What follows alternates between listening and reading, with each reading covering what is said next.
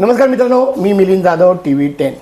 मित्रांनो, महानगरपालिका 2026ची इलेक्शनचं सगळं धामधूम सुरू झालेली आहे आणि त्याचबरोबर आपण नेहमी म्हणतो की TV10नं हा पॉडकास्टचा घाट ह्यासाठी घातलेला आहे की नुसतेच उमेदवार मतदार हेच नाही तर काही एक्सपर्ट लोकंसुद्धा आहेत आणि आपल्याला ते बऱ्याचशा आपल्याला माहीत नसलेल्या गोष्टी सांगणार आहेत आणि जे आम्हाला सांगणार आहे ते आम्ही तुमच्यापर्यंत पोहोचवत आहोत. आज सगळ्यात महत्त्वाची गोष्ट अशी आहे की मी पुण्याचं बद्दल म्हणतो आहे विशेष करून की पुणे म्हटलं ना तर तुम्हाला सगळीकडं जे घरं आहेत बंगले सगळे आहेत पण तरी सोसायट्या जास्त आहेत. तर सोसायटी ही सुद्धा एक संस्था आहे तिथे सुद्धा इलेक्शन होत असतात. तर त्यामुळे हे सोसायटीचे जे काय सगळे म्हणजे त्यांच्याच भाषेत सांगायचं म्हटलं फ्रेंड फिलॉसॉफर अँड गाईड असे जे आहेत आपल्याकडं आणि त्यांच्या ते पदाचे सुद्धा मी तुम्हाला सांगेन की सोसायटीचे जे काही पुण्याची फेडरेशन आहे त्याचेही ते अध्यक्ष आहेत आणि आता तर ते महाराष्ट्र फेडरेशनची सुद्धा अध्यक्ष आहे सोसायटीच्या बाबतीत. तरी ते डिटेलमध्ये तुम्हाला सांगतील. आपल्यासमोर आज आहेत सुहास पटवर्धन साहेब. नमस्कार जी, धन्यवाद. तुम्ही मला पहिल्यांदा बोलवलं. 2026ची सुरुवात आहे आणि आता इलेक्शन झाले आहेत त्या पार्श्वभूमीवर तुम्ही मला बोलवलं त्याबद्दल तुमचे शतशः आभार. कारण का आपल्या दोघांनाच माहिती आहे की तुम्ही किती बिझी असता आणि किती वॉन्टेड असता. आत्ता सुद्धा एवढ्या शॉर्ट नोटीसमध्ये तुम्ही तुमचं काहीतरी एक मीटिंग होती ती सुद्धा काहीतरी आटपून वगैरे किंवा झाले तेवढ्या वेळामध्ये आलेला आहात आणि का आलेला माहिती आहे का की पुणेकरांसाठी. मित्रांनो, ते पुणेकरांसाठी झटणाऱ्या पुणेकरांना सोसायटी जी देणार आहेत ना ते तंटामुक्त सोसायटी असं ह्यांचं वैशिष्ट्य आहे. त्यासाठी झगडणारे ही व्यक्ती आहे. तर सर, तुम्ही सोसायटीबद्दल तुम्हाला सगळं माहीत आहे. अगदी बायलॉज असू द्या हे असू द्या. आपला विषय आता तो नाही आहे. आपला विषय असा आहे की सोसायटी म्हटलं की तिथं एक्झिक्युटिव्ह कमिटी आली आणि एक्झिक्युटिव्ह कमिटी आली की त्याचं इलेक्शन आलं. तर हे इलेक्शन काय महानगरपालिका विधानसभा आणि ह्याच्यापेक्षा काही कमी नाही आहे, लोकसभेपेक्षा काही कमी नाही आहे. साधारणतः बेसिक्स सगळे सेम आहेत, लोकशाही. तर मला तुम्ही सांगा, पहिल्यांदा आपण सुरुवात ह्याच्यापासून करू की हे ज्या सोसायटीचे इलेक्शन जे होतात तर त्याच्यामध्ये किती लोकशाही पाळली जाते आणि त्यासाठी तुमचे काय प्रयत्न असतात थोडक्यात सांगायचं. सांगतो मिलिंद जी, आपल्याला माहितीच आहे की पुण्यात साधारण 26,500 कोऑपरेटिव्ह हाऊसिंग सोसायटी आहेत. सहकारी 26,500 नोंदणीकृत सहकारी गृहनिर्माण संस्था आहे. 26,500 आणि 40,000च्या सुमारास अपार्टमेंट आहेत. आता पुणे फेडरेशन किंवा महाराष्ट्र फेडरेशन हे पहिलं फेडरेशन आहे की ज्यांनी आपण त्याला आता अपार्टमेंटला पण जोडून घेतलेलं आहे आणि तिथेही लोकशाही पद्धतीनं सगळ्या इलेक्शन निवडणूक प्रक्रिया होणं आणि त्याची व्यवस्थापक समितीचं करणं अपेक्षित आहे. म्हणजे अपार्टमेंटचं तुमच्याच म्हणजे आता त्यांचे रिप्रेझेंटेटिव्ह म्हणून आम्हीच आहोत. ऑफिशियली आम्ही त्यांना सरकारकडनं आम्ही आमच्या उपविधीमध्ये त्यात बदल करून सरकारकडनं मंजूर करून घेतले. क्या बात आहे. पुणे जिल्ह्यात आमचं एकमेव फेडरेशन आहे, महाराष्ट्रात एकमेव फेडरेशन आहे. आमचं फेडरेशन आंतरराष्ट्रीय नॅशनल कोऑपरेटिव्ह युनियन ऑफ इंडियाला एफिलेट आहे आणि NCHFला पण एफिलेट आहे आणि इंटरनॅशनल व्हेरी गुड सर. तर आता तुम्ही प्रश्नाकडे येतो, त्याच्या उत्तराकडे येतो की आपल्याला माहिती आहे की निवडणूक हा त्याचा गाभा आहे. कारण कोणी येताना हे एका प्रकारे येऊ नये असं लादलेलं नसावं, ते लोकांचा त्याच्यात सहभाग असावा. त्यामुळे आणि हे गरज असताना हे सगळं पारदर्शकप्रमाणे निवडणूक प्रक्रिया व्हावी. कारण आपल्याकडे आपण घटना पाळतो तसं प्रत्येक गृहनिर्माण संस्था की अपार्टमेंटला घटना असते, त्याप्रमाणे त्यांचे इलेक्शन निवडणुकीचे रूल्स असतात, नियमावली असते आणि त्याप्रमाणे त्यांनी घेणं अपेक्षित होतं. जेव्हा 97 घटनास्थी झाली 2013-14 त्यावेळेला त्याच्यात एक वेगळं प्राधिकरण नेमलं गेलं पहिल्यांदा की आतापर्यंत प्राधिकरण नव्हतं ज्याच्या गृहनिर्माण संस्था आपापल्या पद्धतीने घेत होत्या. त्यासाठी कशा पद्धतीने अशी त्याची नियमा बनवली गेली. नियमावली होती पण त्याच्यात अनेक दुरुस्त्या केल्या गेल्या आणि त्याच्यात आम्ही मग सरकारला मागणी केली की एक तर गृहनिर्माणमध्ये संस्थांमध्ये काम करणारा पदाधिकारी हा स्वतःचा व्याप नोकरी धंदा काम नाही सगळं करत असतो. तर त्यामुळे त्यांना एक तर बरेचसे लोक इथं काम करायलाच येत नाहीत आणि मग ही सगळी तुम्ही जर अनेक गोष्टी त्याचं की ज्याचं प्रशिक्षण घ्यायचं ते करायचं किंवा त्या लोकांना निवडणूक निर्णय अधिकाऱ्यांनी बोलवायचं तर त्याप्रमाणे त्यांनी जो घाट घातला त्याला आम्ही विरोध केला होता आणि त्यामुळे त्यांनी आता 250च्या खालच्या म्हणजे आता महाराष्ट्रात 1,10,000 कोऑपरेटिव्ह हाऊसिंग सोसायटी किंवा मला कोऑपरेटिव्ह सोसायटी किंवा 2 लाखापर्यंत त्या कोऑपरेटिव्ह हाऊसिंग सोसायटीचे इलेक्शन 250च्या खालच्या ज्या सभासद संख्या आहेत तर त्या आम्हाला नॅशनल कोऑपरेटिव्ह जसं आम्हाला हे दिले तसं याच्यासाठी ई कॅटेगरी म्हणतात 250 पेक्षा कमी सभासद असलेल्या संस्था तर त्याचा आम्हाला अधिकार आम्हाला महाराष्ट्र हाऊसिंग फेडरेशनला किंवा त्या जिल्हा फेडरेशनला दिले आहेत की त्यांना प्रशिक्षण द्यायचं, बर त्यांना निवडणूक निर्णय अधिकारी म्हणून त्यांची नेमणूक करायची, वाह. त्याच्याच या संस्थेमधल्या त्याला सर्टिफिकेट द्यायचं आणि त्यांना मदत करायची. हे आम्ही करतोय. वाह, वाह. आणि या पद्धतीचं ऑनलाईन शिक्षण पण देतो, प्रत्यक्षपणे घेतो. आणि त्याप्रमाणे गृहनिर्माण संस्था आता बऱ्याचशा पद्धतीनं सगळ्यांच्या त्याच्या निवडणुका घेता येतात, या सगळ्या लोकशाही पद्धतीने होतात, त्या पारदर्शकपणे होतात. बर. आणि जरी पूर्वी असं होतं की 10-15 इलेक्शन्स व्हायच्या नाहीत किंवा वार्षिक सर्वसाधारण सभा किंवा एक विशेष सर्वसाधारण सभामध्ये ते ठरवलं जायचं 1 वर्षासाठी 2 वर्षासाठी. आता त्यासाठी नियमावली आलेली, त्याचं प्रशिक्षण आले आणि सगळं आता अच्छा, सगळं लोकशाही पद्धतीनं होत आहे. वा, म्हणजे तिकडे इलेक्शन होत आहे, सगळं छान पद्धतीने तुम्ही त्याला ते मार्गदर्शन करताय आणि लोकशाही आणि पद्धतीनं सरकारने आम्हाला व्हावं. ऑफिशियली त्याचा अधिकार दिलेले आहेत. बर, आणि त्या अधिकाराचा तुम्ही परीक्षण देण्याचे आणि त्यांना सर्टिफिकेट देण्याचे, अगदी त्यांना अगदी मदत ते करण्याचे अधिकार दिलेले आहेत. आणि त्याचा लोक वापर पण घेतात. अगदी खूप छान सर. म्हणजे त्याचा म्हणजे आपला उद्देशच हा आहे की म्हणजे त्यांना माहिती मिळावी आणि इलेक्शन छान फेअर आणि चांगले व्हावेत आणि चांगले माणसं निवडून येऊन कामं सगळी चांगली व्हावेत, तंटामुक्त. परत बरोबर आहे. तर माझा दुसरा प्रश्न हाच आहे की ते इलेक्शन आणि आता हे स्थानिक स्वराज्य संस्थेचे इलेक्शन यामध्ये काय तुम्हाला असं मेजर डिफरन्स काय वाटतो स्थानिक का? स्वराज्य संस्था आपल्याला पैसे काढलं तो बरोबर आहे, कारण लोकसभेचे इलेक्शन्स वेगळे असतात, विधानसभेच्या वेगळ्या असतात आणि स्थानिक स्वराज्य संस्थेच्या निवडणुका वेगळा मुद्दा आहे. कारण हा लोकल पातळीवर असतो, स्थानिक पातळीवर असतो आणि त्याच्यात नागरिकांचा सहभाग जास्ती होणं अपेक्षित असतं. बरोबर आहे. त्यामुळे आपल्याला माहिती असेल तर याच्यासाठी मतदानाचा टक्का वाढावा, वा, त्याच्यासाठी आम्ही फेडरेशन, आमचा महासंघ अनेक वर्ष प्रयत्न करते. त्याच्यासाठी प्रयत्न करते. त्याच्याकडे कारण हे इंडिपेंडंट यंत्रणा आहे, निवडणूक यंत्रणा ही इंडिपेंडंट आहे आणि त्याचं इलेक्शन कमिशन आपल्याला माहिती, आपण भारतात राहतो लोकशाही, आणि त्याप्रमाणे त्याच्यासाठी आम्ही मतदार कमी, कुठला पक्ष आमच्या फेडरेशनला जात नाही आणि पक्ष नाही, तो आम्ही सगळं पारदर्शकपणे करत असतो. आम्हाला कुठलाही पॉलिटिकल कलर नाही, आम्हाला कुठला पक्षाचा कलर नाही आणि जातीचा कलर नाही. त्याच्यामुळे हे जे निरपेक्ष म्हणजे धर्मनिरपेक्षप्रमाणे ते असावं अपेक्षित आहे. त्या पद्धतीनं आम्ही मतदान करावं, निर्भयपणे करावं. बरं, अगदी तुम्हाला नोटाचा जर द्यायचा असेल की मला कोणत्या उमेदवार आवडले करावं, असं त्याप्रमाणे करण्यासाठी त्यांचा म्हणजे लोक एक तर पूर्वीच्या आपल्या मतदार याद्या होत्या त्या अपडेट नव्हत्या. बरेचसे लोक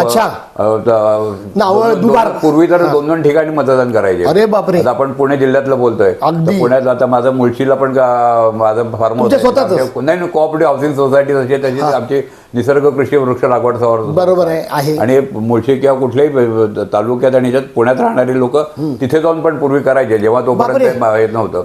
इथल्या याच्यात करायचे, तिकडं ग्रामपंचायतीला करायचे. पूर्वी होत होतं अनेक वर्ष. पण आता जसं जसं मतदार याद्या होत गेल्या, त्याच्या अपडेट होत गेलं, त्याच्यात बदल करत असताना त्याचं क्रॉस चेकिंग व्हायला लागलं आणि याच्यात त्याला आधार कार्डशी लिंक करायला गेलं आणि त्याच्यामुळे आधार कार्ड किंवा ओळखपत्र याच्याशी, त्यामुळे आता माणूस एका ठिकाणी करतो आणि अशा 90% आता असं प्रमाण कमी झालं. आणि हा फार लोकशाहीच्या दृष्टीने चांगला मुद्दा आहे. तुम्ही फार महत्वाचा मुद्दा आता जो मागच्या विधानसभेच्या निवडणुकीला हा फार गाजलेला आहे. माझं इकडं फ्लॅट आहे, तिकडे फ्लॅट, इकडं करायचं, तिकडे आता माझं तिकडचं माझं पूर्वी कर्वेनगरला घर होतं आणि तिकडे मी पंचवटी पाषाणाला राहायला आलो, तर माझं तिकडच्या यादीत पण नाव होतं, इकडच्या नाव. अरे बापरे. पण असं ते लोकांनी कमी करायला पाहिजे. बरोबर. आता हे सगळं काम आम्ही, आमचा जो गृहनिर्माण संस्थेमध्ये करणारा अध्यक्ष सचिव आता ते त्या पातळीवर घेतात की आमच्या आता त्या याद्या आधी इलेक्शन कमिशनला आम्ही मदत करतो. या याद्या आमच्याकडचा कोणी एखादा मृत पावला तर त्याचं कळवतो आम्ही, त्याचं डेथ सर्टिफिकेट कळतो, त्याचं यादीतनं नाव कमी करायला पाहिजे, त्याचा ॲड्रेस चुकला असेल तर हे सगळं आपण इलेक्शन कमिशन. हा फार महत्त्वाचा मुद्दा तुम्ही उचललात. माझं म्हणणं काय आहे, फेडरेशनचे तुम्ही अध्यक्ष हेड असल्यामुळे फेडरेशन सुद्धा ते बघतं सगळं. तुम्ही सोसायटीकडनं हे काउंटर चेक करता का? सोसायटी आम्ही काय करतोय, तुम्हाला माहिती असेल तर 2025 आंतरराष्ट्रीय सहकार वर्ष होतं आणि आम्ही त्या सहकार वर्षानिमित्त 50 आमच्या फेडरेशनला 50 वर्ष झाली पुन्हा. हो, माहिती. त्याला आम्ही 50 कार्यक्रम घेतो ज्याच्यात मतदारांची साक्षरता त्याच्या वाढावं. माझं नाव या मतदार यादीत आहे का, माझ्या निरस याचा आपण याची बूथची संख्या वाढवली, कारण लोकांना मतदान देण्यासाठी त्याला जवळच्या जवळ तिथं उपलब्ध व्हायला पाहिजे, ग्राउंड फ्लोअरला व्हायला पाहिजे. अशा प्रकारे जिथं जिथं गृहपुरवठी हाऊसिंग सोसायटी त्यांचे हॉल उपलब्ध करून दिले यांना, किंवा शाळा कॉलेजमध्ये इतके वर्ष होतात आणि त्यांना मदत करण्यासाठी आमचे लोक आता मोफत मदत करतात. Very good very good. आणि हे करत असताना पूर्वीच्या याद्या अपडेट करणं, त्यांना वेळच्या वेळ देणं, तिथं पक्षाच्या किंवा स्लिप देण्यापेक्षा सरकारच्या ज्या स्लिप तुम्हाला तो उपयोग होऊ शकतात हे सगळं ऑथेंटिक आणि तुमचा सिरियल नंबर वगैरे आधीच आणि ॲप झालेले आहेत ना. आता आपण 2026 मध्ये आणि या सुदैवान 2025च्या आंतरराष्ट्रीय सहकार वर्षाच्या निमित्तानं अनेक सरकारची खाती आता ऑनलाईन झालेली आहेत. अच्छा. आणि हे सगळं आता एका क्लिक ऑफ बटनवर तुम्हाला अवेलेबल आहे आणि त्याचा लोक आता उपयोग करून घेतात. करोना नंतर हे आपल्याला सोपं झालेलं आहे आणि त्याच्यात लोकांचा साक्षरता वाढलेला आहे. मग नाही, करोनानंतर बऱ्याच गोष्टी बदलल्या, काही चांगल्या वाईट दोन्ही आहे. तर त्या दृष्टीनं सर तुम्ही फार कळीचा मुद्दा हा उचललेला आहे की हे जे काही फ्लॉज होत्या, ह्या ज्या चुका होत्या, जे मतदार डबल मतदार वगैरे वगैरे, तर त्यामध्ये म्हणजे फेडरेशन सुद्धा आणि पर्याय तुम्ही सुद्धा ते करताय. तुम्हाला म्हणजे आता रिसेंट झालेली दीड वर्षापूर्वी विधानसभेची निवडणूक झाली, त्याच्यामध्ये हा मुद्दा खूप जोरात विरोधी पक्षाकडनं बोलला गेला होता. तर तुमचं काय मत आहे? शहरात प्रमाण फार कमी आहे. नाही, माझ्या मते त्याच्यात प्रमाण बरंचसं कमी आहे, म्हणजे बोगस मतदानाचं किंवा डुप्लिकेट मतदान. आणि हे हळूहळू रेक्टिफाय होत आहे. आपल्याकडे तर आपल्याला माहिती आहे की 140 कोटी लोकसंख्या आहे आणि हे आता हळूहळू होत आहे. पण आपल्याकडं लोकशाहीची प्रक्रिया फार सक्षम आहे. म्हणजे त्याच्यासाठी लोकांचं एज्युकेशन चांगलं आहे, त्याच्यासाठी लोक अगदी अडाणी माणूस झाले तरी तो साक्षर या बाबतीत, म्हणजे मतदानाविषयी जागरूक. हो, एवढं मात्र कुठल्या जातीचा पक्षाचा माहिती नाही, पण तो त्याच्यासाठी मला मतदानाची त्याची काय किंमत आहे त्याला माहिती आहे आणि कोणाला कधी निवडून द्यायचं आहे तर त्याला त्याहून जास्ती माहिती आहे भारतातल्या माणसाला. त्यात आणखी तुमच्यासारखे म्हणजे जाणकार लोक आहेत ते वेळोवेळी ह्या लोकांना जागरूकही आम्ही फक्त सांगतो की या दिवशी तुम्हाला मतदान करायचं आहे, त्या दिवशी तुम्हाला यायचं आहे, त्या दिवशी सार्वजनिक सुट्टी म्हणून जाऊ नका, पहिल्यांदा मतदान करा, त्या दिवशी दिवसभर असं त्याच्यात आपण तर करा आणि आपण इतरांना पण प्रेरित. बाकी तुम्हाला जे ज्यांना द्यायचं त्यांना द्या. हो. तर मित्रांनो, मी तुम्हाला एक गोष्ट ह्यासाठी सांगतो की आज सुहास पटवर्धन साहेब किंवा त्यांचं फेडरेशन याबद्दल आपण चर्चा करणार नाही आहे. याचं कारण असं आहे की त्यांची ऑलरेडी आपली छानपैकी डिटेलमध्ये पहिली जी आहे ती इंटरव्ह्यू झालेली आहे. आम्ही पार्ट त्याचा 2 करणार आहोत. अनेक वर्ष आपण करतो एकत्र काम. सुहास पटवर्धन सरांना भरपूर ज्याला म्हणतात ना की लेयर्स आहेत, वेगवेगळे ते कामं करतात आणि सगळी माहिती द्यायला ते उत्सुक असतात. सर, परत माझं म्हणणं असं आहे की आता इलेक्शनचे फरक आपण सांगितले, अगदी society election, Lok Sabha, PMC election आणि कॉर्पोरेशन इलेक्शन आणि लोकसभा किंवा विधानसभा. माझं म्हणणं आता असं आहे की लोकसभेची इलेक्शन झाली, विधानसभेची झाली, हे 2 झालेले आहेत. महानगरपालिकेची इलेक्शन यावेळी वेगळी यासाठी अनेक वर्षांनी 9 वर्षांनी 9 वर्षांनं बरोबर. मागची इलेक्शन जी झाली आहे ना ते 5 वर्षाचा टर्म पूर्ण होऊन पुढे 4 वर्ष झाले, 3-4.5 वर्ष. पण 7-9 वर्ष झाल्यानंतर तुम्हाला माझा पहिला प्रश्न हाच आहे की त्या इलेक्शन जसं तुम्ही हे केलं, असं तुम्ही इथेच होता, तुम्ही हेच काम केलं असं जागृत करणं वगैरे, काय फरक मेजर वाटतोय तुम्हाला त्या इलेक्शन आणि ह्या इलेक्शन? याच्यात एक तर बरेच वर्षांनी इलेक्शन झालेले आहेत. आता या वेळेला लोक पण जागरूक झालेत, त्याच्यापेक्षा जास्ती पॉलिटिकल पार्टी ह्या जास्ती झाल्या आहेत. पण ते शेवटपर्यंत त्यांचाच गोंधळ नाही, त्यांचाच गोंधळ आहे. माझ्या मते हे सगळ्या पॉलिटिकल पार्ट्यांचा एवढा गोंधळ चालला की कोणाला तिकीट द्यायचं कोणाला नाही द्यायचे त्यांचेच निकष ठरत नव्हते. शेवटच्या मिनिटापर्यंत नॉर्मली काय असतं, त्यापूर्वी आतापर्यंत इलेक्शन झालेत, मी आता 70 वर्षाचा आहे, अशा अनेक इलेक्शन मी अनेक वर्ष बघितली. बरोबर आहे. आणि त्याच्यामुळे आतापर्यंत काय असायचं, त्या भागात काम करणारा माणूस त्यांना माहिती असायचा, आपल्या वगैरेचा कार्यकर्ता कोण आहे किंवा काम काय करतो, त्याचं काय आतापर्यंत त्याची मदत, हे कारण हे स्थानिक पातळीच्या संस्था आहेत. त्याच्या ह्याच्यात त्याला अपेक्षित काय असतं, सामान्य नागरिकांच्या अपेक्षा काय आहे, मला रस्ता, पाणी, इलेक्ट्रिसिटी, मग मला तिथं शाळा, माझं रेशन कार्ड, पुढे आता रेशन कार्ड आउटडेट झाले, तसं आता ही सेवा केंद्र किंवा या मला गोष्टी पाहिजेत. मग प्राथमिक आरोग्य केंद्र, म्हणजे मला हॉस्पिटल वगैरे लागलं तर काही माझ्याकडे काही मिसचॅप झाला तर त्यावेळेला मदत लागते. बरोबर आहे. अशा या गोष्टी त्यांच्याकडनं अपेक्षित असतात. आणि हे जो मला अडीअडचणीला सहज बरं, तो कुठल्या का जातीचा कुठल्या पक्षाचा हे त्यांना हे. पण आता या इलेक्शन मध्ये मी पहिल्यांदा बघितलं की हे राजकीय पक्षच एकमेकांना ओढाताट झाली, यांना घ्यायचं त्याला, आणि ते एवढे प्रचंड गोंधळलेले आहेत असं तुम्हाला वाटतंय? दिसतच नाही ना ते, असं वाटतं नाही. त्यांनी जाहीरनामाच काढलेला नाहीये. आम्हाला दिसतंय लास्ट मोमेंटला काढला. मग त्याच्या वॉर्ड वाईज वेगळे जाहीरनामा काढले. आता पुणे शहराचा वगैरे असा एकत्र पाहिजे ना. पण आता कारण पायाभूत काय झालं आणि ज्याच्यात काय काय प्रत्येकाचा जरी साधिक थोडेफार प्रश्न वेगळे असू शकतात, पण मुख्य हवा पाणी इलेक्ट्रिसिटी हे तर मुद्दे, रस्ते, फुटपाथ, ट्रान्सपोर्टेशन, ग्रीन, आता पुढे सगळं हे सगळं याच्या पुढे पर्यावरणाचे विषय, पर्यावरण, लिफ्ट आहे, फायर फायटिंग आहे, हे सगळे असे विषय त्याच्यात पाहिजे होते आणि ते त्याच्यात दुर्दैवाने त्याचा अभाव दिसतोय.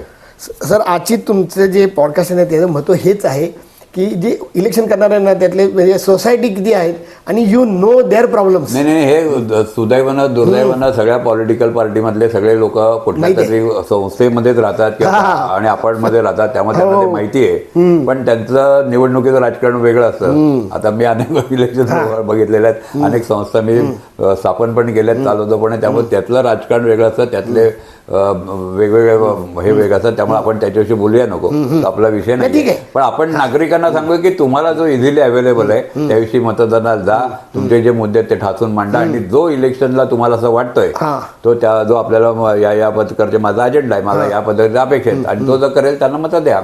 म्हणजे दगडापेक्षा वीट मऊ अशी परिस्थिती आहे असं झालं. नाही आहेत ना, चांगले पण आहेत ना. याच्यात त्याच्यात काय होतंय, फिल्टर पण होत आहे ना ते. अगदी बरोबर. कारण हे असं नाहीये की हा आणि मग त्याच्यात चांगले लोक पण येतात. पूर्वी असं म्हणायचे की एवढे पैसे लागतात, एवढे लागतात, पण आता काय माहितीये, आता सगळ्याच पक्षांकडे सगळेच पैसे झाले असं दिसतंय आपल्याला. पैसा हा फॅक्टर वेगळा आहे. पैसे आता पक्ष देत आहे किंवा कोणतरी खर्च करत त्याच्यामध्ये, पण काम करणार माणसं लागतात. कारण हे कॉर्पोरेशन किंवा कुठलंही सार्वजनिक काम करणं एवढं सोपं नाहीये. सकाळपासून रात्रीपर्यंत एक तर तुम्हाला मेहनत करण्याची हे लागते. म्हणजे ऍक्च्युली मला कधी कधी की वाटते राजकीय पक्षाची, मी उलट बोलतोय. अहो सकाळपासून रात्रीपर्यंत प्लस 5 वर्षांनी त्यांना परीक्षेला जायचंय. एखाद्या धंद्यात गेला की याच्यात नोकरीला कुठे त्याला आयुष्यावर रिटायर होतं काय, इथं त्यांना नागरिकांचा कुठल्या कारणावरून कधी प्रक्षोभ होईल माहित नाही. दिवस रात्र तो म्हणजे 10व्यापासून 12व्यापासून मुंजीपासून वरातीपासून त्यांना हजर राहावं लागतं. नाही आले तर सोशल कॉमेंट ट्रोल करतात, ट्रोलिंग, आणि परत आता तर एका मिनिटात कुठं व्हायरल होतं जगभर जातं. त्यामुळे फार अवघड आहे. त्यामुळं लोक जपून येतात आणि त्यांचं पण लोकशिक्षण करतात त्यांच्या, म्हणजे असं फार अवघड आहे ते. आणि ज्याची मानसिक तयारी, याची शारीरिक तयारी, आर्थिक अशा त्यांनीच करावं. तुम्ही हा इतका वेगळा अँगल हा मी पहिल्यांदाच ऐकतोय की तुम्ही प्रायव्हेट लाईफच नसतं, त्यांना बिचारे म्हणणार आहे. अहो बिचार खरंच आहे ना, फॅक्ट आहे. अहो फार किती त्यांना मानसिक प्रेशर किती असतं. चला एक तरी मी ओपनली सांगतो, व्यक्ती त्यांच्या बाजूने बोलतोय. अगदी राजकारणात इतर लोक काय येत नाही, एक तर त्यांना पैसे खर्च करायचे, वेळ खर्च करायला, पैशापेक्षा वेळ खर्च करायला पाहिजे, त्याची माहिती करायला पाहिजे. अहो कुठलाही प्रश्न कोणाला विचारतात, त्याला जमत राहिलं आणि एका मिनिटात ट्रोल करतात. त्यामुळे तुमचं शिक्षण पाहिजे, तुम्हाला त्याचा अभ्यास पाहिजे आणि काम करण्याची तयारी पाहिजे. बाकी तर शिकता येतं ना. हा तुमचा पुढच्या पॉईंटवर माझा एक प्रश्न आहे. तुम्ही आता म्हटला की लोक काय येत नाही तर पैसे नाही आहेत किंवा ते काही प्रश्न नाही, असंही आहे. आता हा प्रश्न माझा पर्सनल एक आहे आणि लोकांमध्ये सर फार सुद्धा आहे की तुम्हाला एवढे सगळे लोक ओळखतात, मग तुम्ही लोकसभा, विधानसभा, कमीत कमी महानगरपालिकाची निवडणूक का लढवते? कारण तुमच्याकडे पैसा आणि याचा शिक्षणाचा याचा प्रश्न नाही. माझ्याकडे वेळ पण भरपूर होता, मला सांगण्याची इच्छा होती, पण मला त्या कुठल्याही राजकीय पक्षात जायचं नव्हतं. हे मी पहिल्यापासून ठरवलं आणि त्याबद्दल मी शेवटपर्यंत राहिलो. यापुढे पण कधी जाणार नाही, कारण मी त्याच्या बाहेर पण गेलो होतो. त्याचा वयाचा प्रश्न नसतो याला काही, पण म्हणजे त्या ऑलरेडी कसं असतं, ज्या क्षेत्रात आपल्याला कळतं, ज्याला आपण न्याय देऊ शकतो अशाच जावं ना. तर माझा पिंड नाही, त्यामुळे तो विषयच नाही. पण तुमचं आता जे कार्य आहे ना ते त्या कार्याच्या पलीकडे आम्ही पॉलिसी मेकर ना. आता माझ्याकडनं काय अपेक्षित आहे, 70 वर्षाच्या, इतके वर्षाचं, 40-50 वर्षाचं पॉलिसी की काय असायला पाहिजे, आदर्श काय पाहिजे, काय काय पॉलिसी मेकर, आणि त्या लोकांनी त्या पद्धतीने करण्यासाठी उपलब्ध करून देणं. तुमचा अनुभव तुम्ही हा पुढच्या पिढीकडे द्यायला पाहिजे ना. यंग लोकांना, शेवटी यंग लोकांनी करायचं, त्यांना आपण प्रोत्साहन देणं महत्वाचं आहे. येस नाही यंग, आम्ही तुम्हाला यंगच मानतो आणि असं तो फक्त 70 वर्षाची यंग आम्ही असं म्हणतो. तर आता मी परत दुसऱ्या मुद्द्यावर येतो. मी पहिल्यांदा मी म्हणलं की आपण महानगरपालिका इलेक्शनबद्दल बोललो.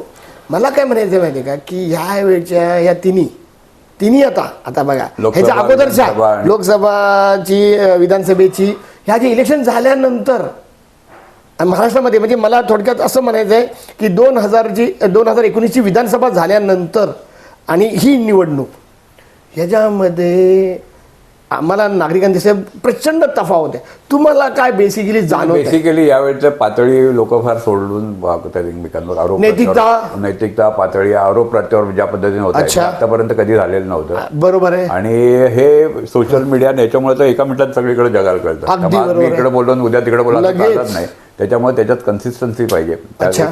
शक्यतो त्यांनी डिसेन्सी ज्याच्यात असं आहे की बोलताना पण तारतम्य भाग करायला पाहिजे. आणि आपण पुण्यासारख्या सुशिक्षित ठिकाणी किंवा महाराष्ट्रात किंवा जगात कुठे असो हे कोणी सोडता कामा नये. पण जी पातळी झाली त्याविषयी नक्कीच तुम्ही हे मानता.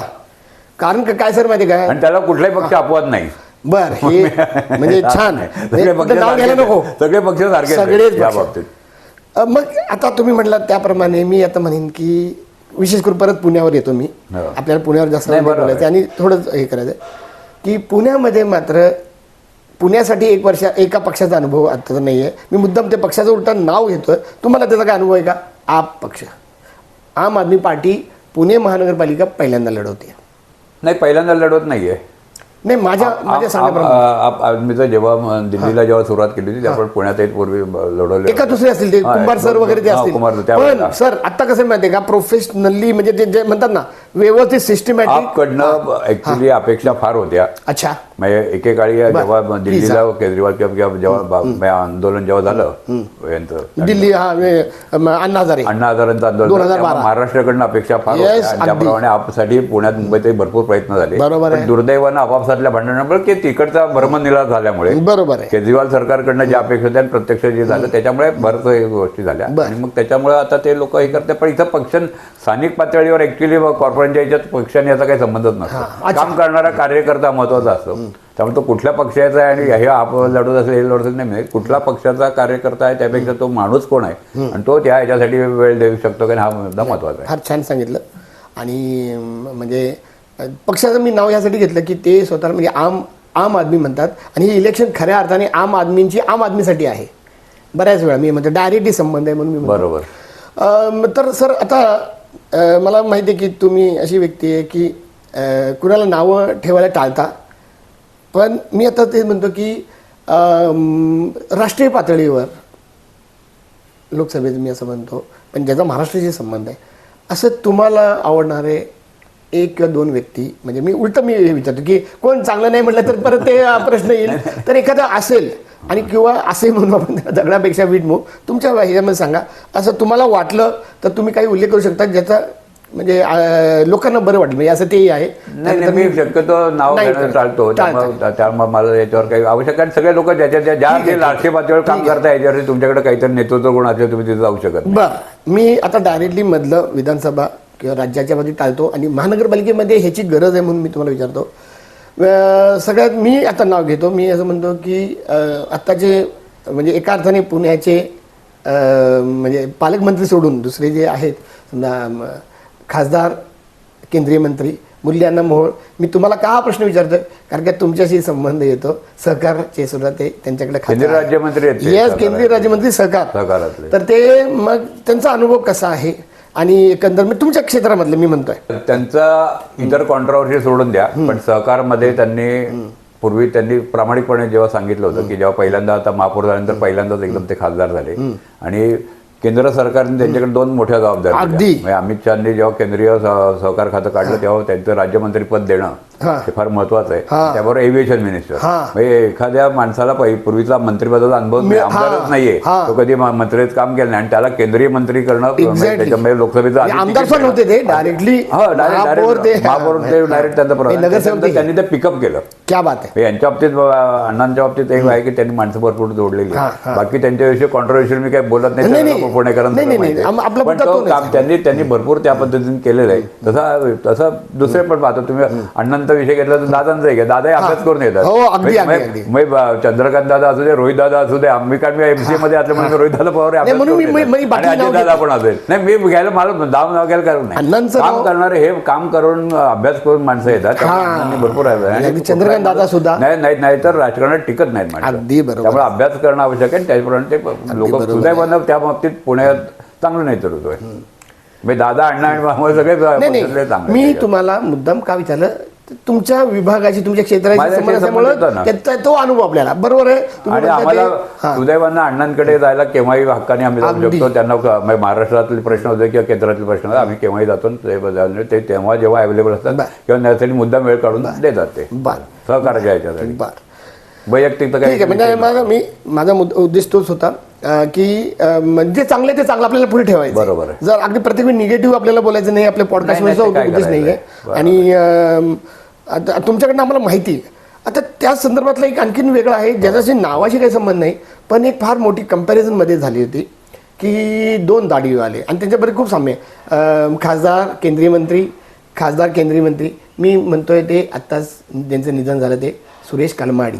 तुम्ही सुरेश कलमाडींच्या स्वरात जवळ असणार आहे त्यांच्याशी संबंध आला असणार आहे. पूर्वी काँग्रेसचं आम्ही जवळनं बघितलंय ना मी NCA याच्यात असताना बघितलं पुण्यात तो जे खासदार केलं पहिल्यांदा उभं राहिले तेव्हा बरं, मला बरं. माहिती आहे. मग मी त्यांची Corporation लिडरशिप संपूर्ण म्हणजे अण्णांना बघताना थोडीशी त्यांची आठवण कंपॅरिझन होते ह्याच्याबद्दल बोला सर. ऍक्च्युली पूर्वी अनेक वर्ष म्हणजे मोहनदर्या वगैरे त्यांच्या बरोबर आहे. सुरेश कलमाडींनी अनेक वर्ष गाडगे. तेव्हा विठ्ठल गाडगे तर आपल्याकडे मोठी परंपरा आहे. अगदी, अगदी, अगदी. तो आता पण आता तुम्ही फक्त भाईंचं नाव घेतलं आता नुकतं त्यांचं अगदी. निधन हो, झालेलं आहे. हो. तर त्यांनी पुणेकरांना 3-4 गोष्टी चांगल्या दिल्या अगदी म्हणजे जसं पुणे फेस्टिवल. पुणे फेस्टिवल आहे मॅरेथॉन आहे Yes. त्या बालेवाडी स्टेडियम क्या बात आहे. त्याच्यानंतर BOD बायोडायव्हर्सिटी पार्क हां. आम्हाला ही माहिती पाहिजे, सर. हां. हे सगळं कलबाडींच्या नेतृत्वाखाली झालेलं आहे. त्यांनी भरपूर गोष्टी पुण्यासाठी म्हणून केल्या अगदी. आणि त्याच्यात त्याचा ठसा कायम राहणार आहे अगदी सर त्याचं कोणी पुसू शकणार नाही. अगदी त्याच्यावर मी कालच बाईट केलेली आहे ती मी तुम्हाला दाखवीन आणि मित्रांनो तुम्ही ती प्लीज बाईट बघा की एका प्रेस कॉन्फरन्समध्ये मला वाटतं अजितदादा पवारांनी उल्लेख असा केला होता की दोन दाढीवाले म्हणजे एक कंपॅरिझन म्हणून आणि खरोखर अण्णा आणि कलमाडी साहेबांमध्ये दोघेही उमदे आहेत डॅशिंग आहेत विचार करून आहेत आणि लोकांमध्ये अतिशय Easily famous available आहेत. अगदी इझिली अवेलेबल आहेत अगदी. तर हे झालं ह्याचं. आता मी म्हणतो की आपल्याला तुम्ही सगळ्याचं मॅनिफेस्टो बघितलेलं आहे हां जाहीरनामा सगळ्यांचा बऱ्यापैकी तुम्ही बघितले अभ्यास केला तुम्ही त्यावर आता बोलला सुद्धा. कॉमन आहे त्याच्यातला मला काय म्हणायचं आहे की ह्या पण ते सगळ्या शेवटपर्यंत काढलाच नव्हता नाही नाही आता तोच माझा प्रश्न तोच आहे. तुमच्या दृष्टीनं ह्यातले काही या जाहीरनाम्यामध्ये काही मुद्दे सुटलेत का आणि काही महत्त्वाचा मुद्दा कुठला वाटतो वेगळा? कसं असतं जाहीरनामा हा अनेक वर्ष काढला जातो आणि पक्षाचा केंद्र पातळीवर वेगळा जातो महाराष्ट्रासाठी वेगळा बरोबर जातो आहे. स्थानिक याच्यासाठी वेगळा जातो प्लस आता वॉर्ड वाईज पण त्यांनी काढलेले अगदी. कसब्यासाठी हो, वेगळा थोडा फरक आहे, थोडा फरक. नगरचे कारण तिथले प्रश्न पण वेगळे वेगळे आहेत. थोडेफार बरोबर. तर त्याप्रमाणे काढले तर त्याप्रमाणे असतात आणि त्या शेवटी जाहीरनामा हा असतो पण त्याच्याप्रमाणे प्रत्यक्ष अंमलबजावणी पुढे 5 वर्ष होते का नाही अगदी. आणि त्याच्यात जरी जे गाडलेले मुद्दे समजा असले तरी याच्यावरती तो करू नये असं नाही ना हेच म्हणजे एवढ्या नाही, नाही, नाही. हा, आम्ही एवढंच करणार असं नाही. तर ह्या आणि इतर याच्यातले पण जे मिळतं ते निवडून येणाऱ्या माणसांनी ते पण मुद्दे घ्यावेत त्या पुढे करावं आणि शेवटी स्थानिक लोकांना काय पाहिजे त्याच्यातला त्यांचा सहभाग महत्वाचा आहे. असा तुम्हाला कुठलाही मुद्दा वाटतो आता का? तरी मला जसा आढळत नाहीये म्हणजे त्यांनी अशा घेतले बरेचसे मुद्दे पण तर देखील माझं त्याच्याविषयी मी असं त्याचं कम्पॅरेटिव्ह केलेलं नाहीये. मी काय म्हणतो की माझं असं आमच्या बऱ्याच जणांशी एक्सपर्टशी बोलणं होत असतंय. तुम्हाला कर्नल शशिकांत दळवी तर चांगले माहीत हो, आहे तर रेनॉल्ड त्यांचा आम्ही प्रत्येक इलेक्शनला आम्ही दोघांनी मिळून पर्यावरणाचा जाहीरनामा तर पर्यावरणाचा कुणीही या पक्षापैकी या उमेदवारापैकी कुणी उल्लेख केलाय असं वाटत नाही केलेलं त्यांनी त्याच्यात ग्रीन याच्याविषयी केलेलं आहे पर्यावरण याच्यात घेतलेले विषय फक्त त्याच्यासाठी स्पेसिफिक असं त्यांनी असं केलेलं नाही पण प्रत्येक प्रक्रियेने त्याच्यात घेतलेलं पर्यावरण. ओके सर बऱ्यापैकी प्रश्नाची उत्तरं आम्हाला मिळालेली आहेत आणि काही वाटलं तर तुम्ही आमच्या टचमध्ये असताच. आता तुमच्या पद्धतीनं तुम्ही नागरिकांना 15 तारखेला आता 15 तारखेला सगळ्या गृहनिर्माण संस्था अपार्टमेंट्स आणि पुणे शहरातल्या महाराष्ट्रातल्या सगळ्या नागरिकांना मी आवाहन करतो की 15 तारखेला अनेक वर्षांनी मगाशी म्हटल्यापर्यंत 9 वर्षांनी हा योग आलेला आहे आणि याच्यामुळे निर्भयपणे करा कुठल्या जातीला कुठल्या पक्षाला न बघता तो माणूस अवेलेबल आहे का नाही त्याला मतदान करा. आपण केल्यानंतर इतरांनी पण कोण राहिलं असेल तर त्याला मदत करा. धन्यवाद. जय हिंद जय महाराष्ट्र जय सरकार. तर मित्रांनो हे होते पुणे सोसायटी फेडरेशन आणि महाराष्ट्र सोसायटी फेडरेशन. हे छोटंसं नाव मी घेतो यासाठी की फक्त कल्पना देते की सोसायटीची संबंध आहे त्यांचा फ्रेंड फिलॉसॉफर अँड गाईड ह्या पद्धतीने सांगणारे सुहास पटवर्धन साहेब आणि त्यांचं जे म्हणणं आहे तेच आम्ही पुढे ओरडतो त्याची की तुमचं मत किती किमती आहे किती व्हॅल्युबल आहे ते एक म्हणजे लाडकी बहिणीचं मत किंवा त्याच्यावर ते मिळणारे पैसे वगैरे एवढंच कमी नाही आहे ते अतिशय व्हॅल्युएबल आहे. त्याची व्हॅल्यू तुम्हीच ठरवा आणि ते योग्य व्यक्तीला द्यावं असं आमचंही ते म्हणणं आहे. मी मिलिंद जाधव आणि तुम्ही बघा TV10. धन्यवाद. मित्रांनो, आमचा हा व्हिडिओ शेवटपर्यंत बघितल्याबद्दल धन्यवाद. तुम्हाला हा व्हिडिओ कसा वाटला हे खाली कॉमेंट बॉक्समध्ये आम्हाला नक्की कळवा. धन्यवाद. If you like the video, do like, comment, share and subscribe.